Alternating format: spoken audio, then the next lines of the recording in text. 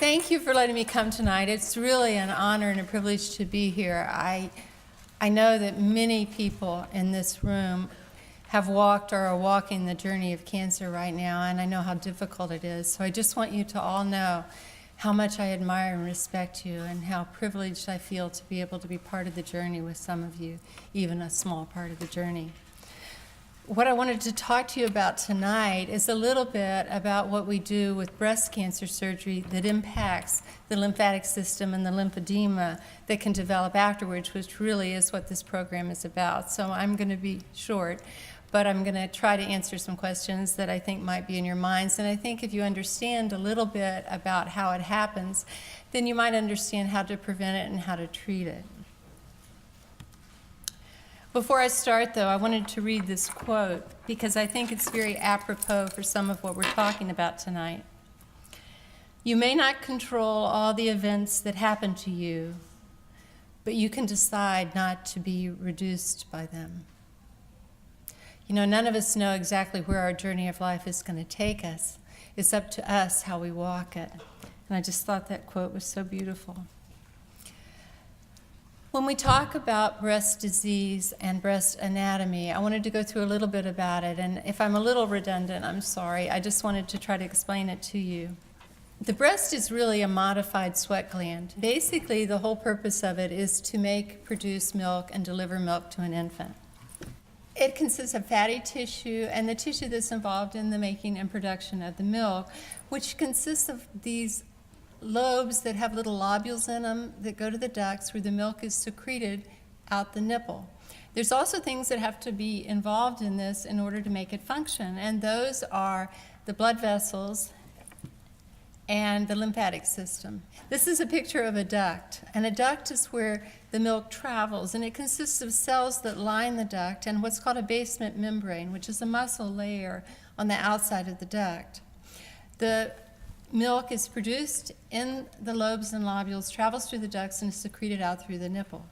Now, the anatomy of the breast is such that there are many different parts of this lobular ductal system. It's almost like a picture of a petal where you have a flower, and they all come to the duct where there are about 12 ducts that empty into the nipple. And all of these can be involved with any kind of disease process. You also have drainage from the breast, which I'll talk about in a minute.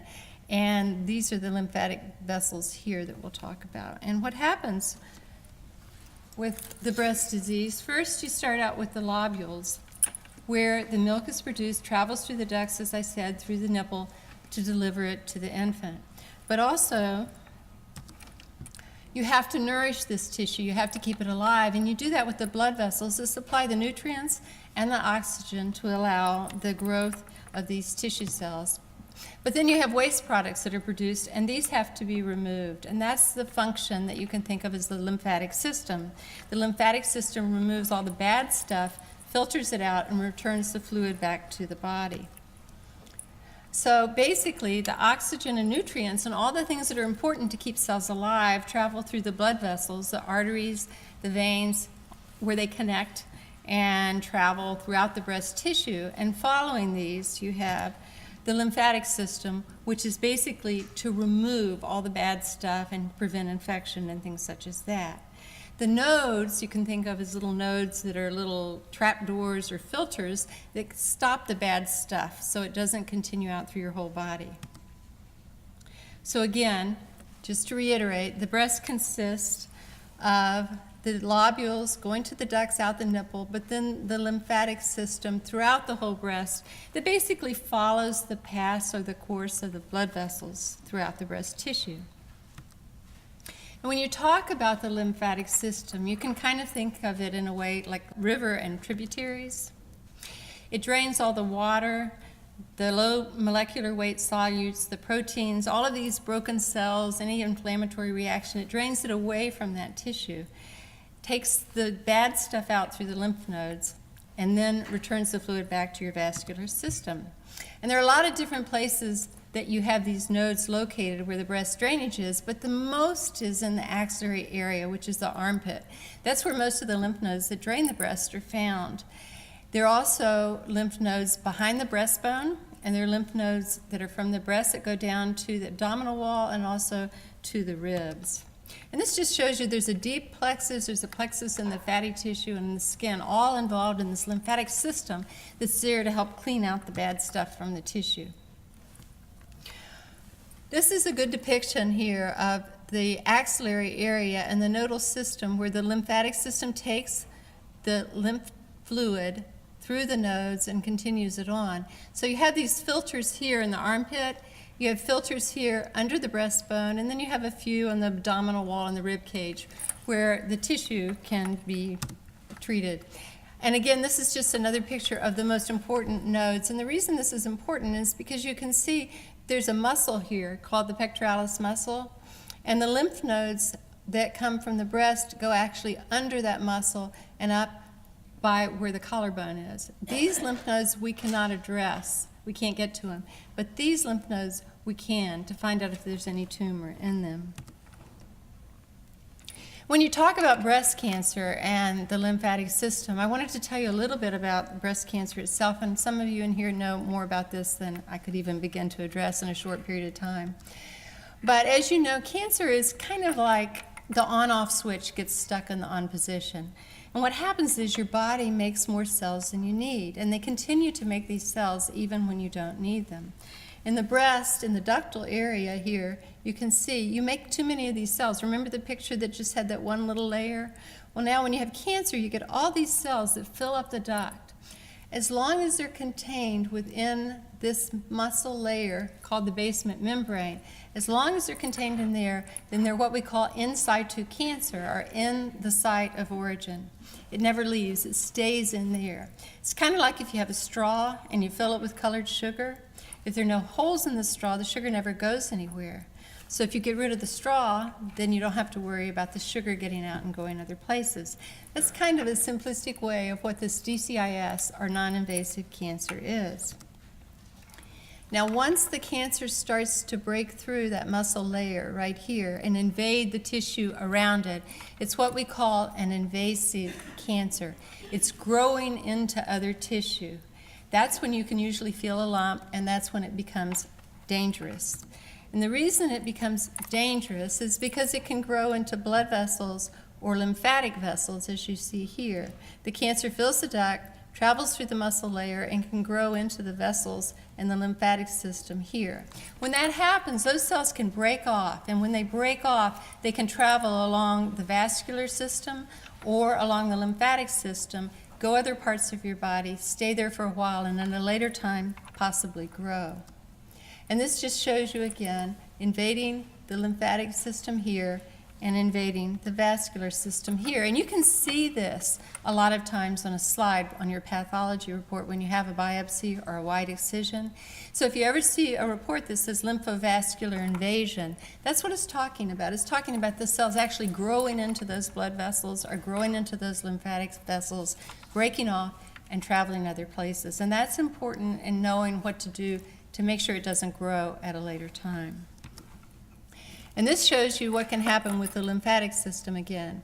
You have the tumor here, it grows into the lymphatic system, travels in the lymphatic system, the cells that have broken off, and the lymph nodes that I talked about, you can think of them as being barriers. They're the sentinels. They stop the bad stuff from going through. They act as filters, and they can stop these cells. These cells can stop in the first lymph nodes here.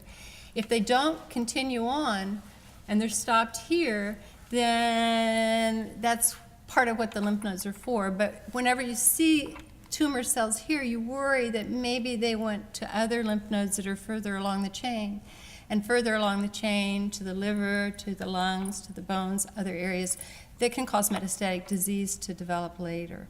So what's happening with the lymph nodes is that they are an indicator that some of the cells have broken out and have traveled through the lymphatic system. So when you have tumor in the lymph nodes, it's used as an indicator that you have to worry about cells in other parts of your body. And this is what we call the TNM criteria, which is the staging criteria, and that's the reason that we check the lymph nodes, to help stage the tumor. The stage of the tumor is based upon the size of the tumor, how big is it itself, whether there are any lymph nodes involved and how many, and has it gone anywhere else. That's the T&M criteria, and that helps to give you the stage of your cancer, which helps to direct the recommendations that are made to you for treatment. Now, the lymph nodes can be seen nowadays very well by sonogram because of the increased technology that we have and the improvement in the sonogram machines. We didn't used to be able to see them very well. But what happens is that you can actually look at the lymph nodes in your armpit or your axilla, and you can get a pretty good idea if they might have tumor in them because they have a certain echo picture. Ultrasound or sonography is just like radar in the bottom of the ocean. You know, it hits something, bounces off, and leaves the mark. The same thing happens with the sonogram. It bounces off and leaves a mark. And you have a picture that's pretty typical for a benign lymph node. It looks a little bit like a kidney bean because you have a fatty center in the lymph node that echoes differently than the lymphatic tissue. If you have tumor growing in a lymph node, you lose that configuration. And instead of looking like a lymph node, it tends to be more circular and look different. So you can get an idea that there might be tumor in a lymph node, but the only way to know is to look at it under the microscope. At this point in time, in 2014, we still have to take the tissue out and look at it under the microscope. So how do we do that? How do we take this tissue out and look at it under the microscope? I'm just going to briefly go over this a little bit before we talk more about the lymphatic system, which is what the rest of the talk will be about. But there's different ways that we take care of breast cancer. It used to be 30, 40 years ago that it was all treated surgically and you just took everything out. And those were the days when you did what was called a radical mastectomy, where you removed the muscle, you removed the breast tissue, you removed all the lymphatic tissue, and that's when people really had problems. Well, we don't do that anymore. And the more we learn, the better I think we become able to handle the disease itself and to treat it specifically for the exact type of tumor it is and the exact way it should be handled. One of the things that we can do with a small tumor is what's called a lumpectomy, where we just remove the tumor and you have to have a clear margin and we check lymph nodes. And there are different ways to check the lymph nodes by removing them, and I'll talk about that in a second. Another way, when you have a larger tumor, is to remove the entire quadrant of the breast where the tumor sits. And we don't do this if you have a small breast because it can be pretty deforming, but in people with a larger breast, you can do this and get a very good result. A mastectomy is to remove all of the breast tissue off of the muscle, leaving the skin behind. So a simple mastectomy is just to remove the breast itself.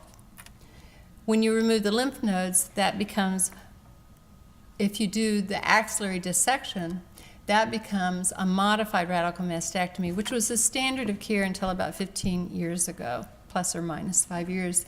And studies began to come out, and the data began to show that you maybe don't have to remove all of that tissue in order to save people's lives, which is basically why we do everything that we do. Along with not having to remove all of the breast tissue, studies began to come out showing that, well, maybe you don't have to remove all the lymphatic tissue either. Because with an axillary dissection, what you're doing is not taking the lymph nodes one at a time, but you're actually taking the entire fat pad and all of the tissue in there up to the axillary vein. So you're removing en bloc all of that tissue. And when you do that, not only are you interrupting blood vessels and blood flow, you're interrupting all the lymphatic flow that comes from the breast to that area.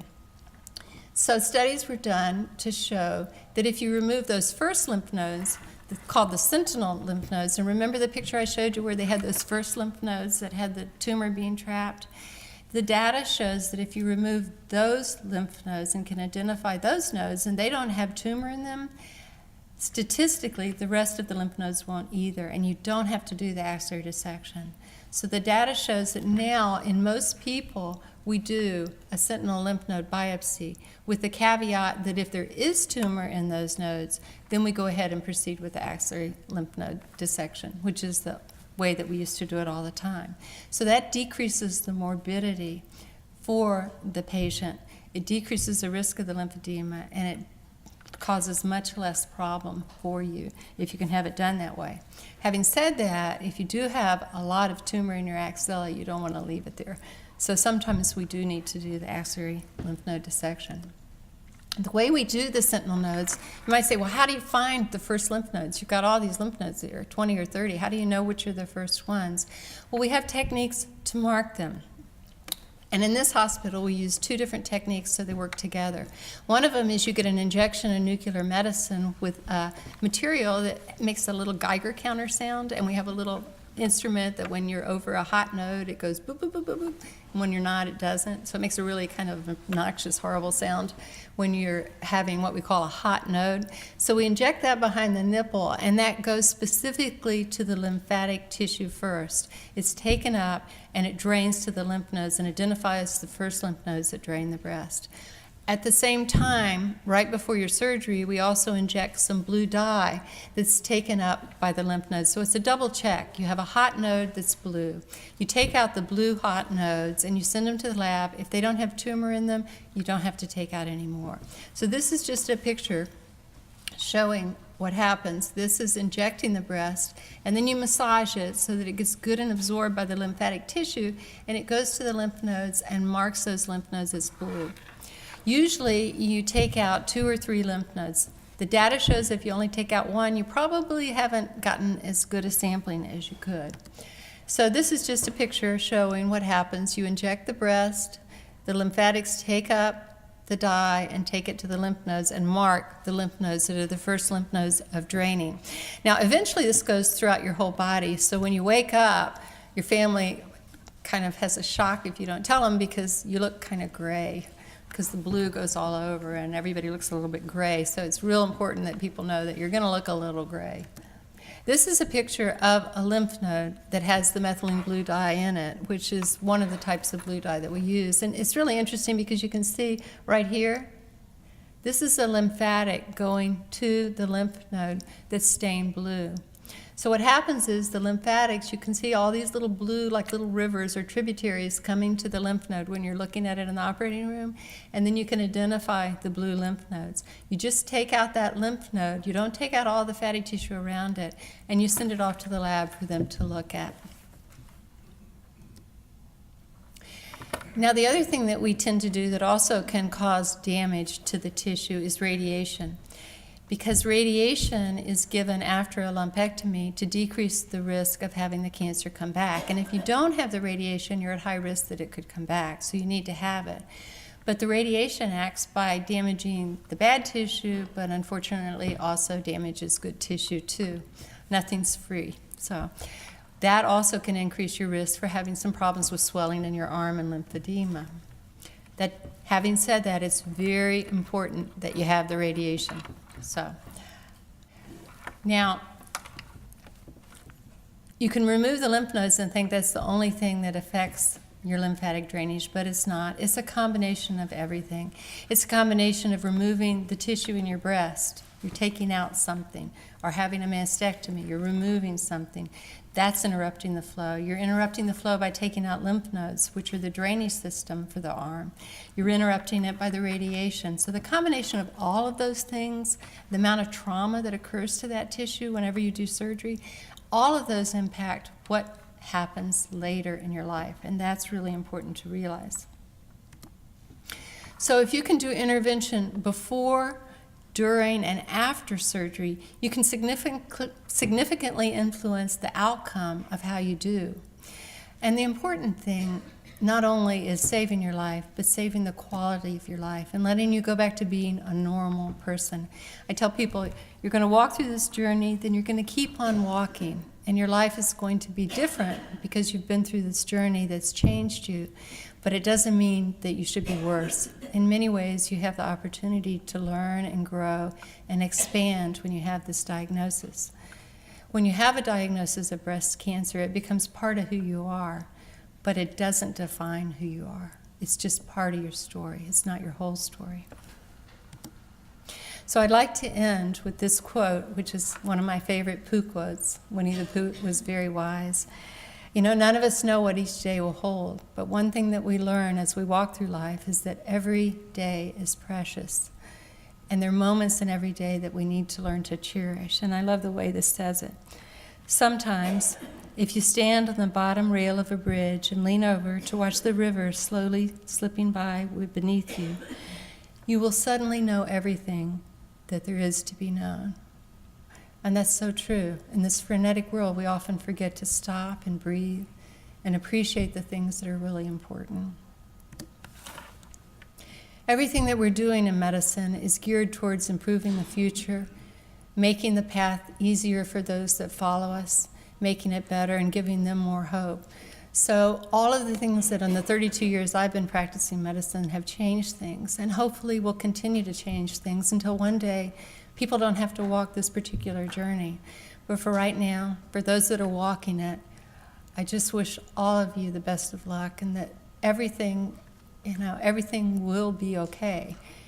How you walk, it's up to you. We can't change yesterday. We can change tomorrow depending on what we do today. And what we do today is something that in some ways we can help to modify and change. So thank you very much.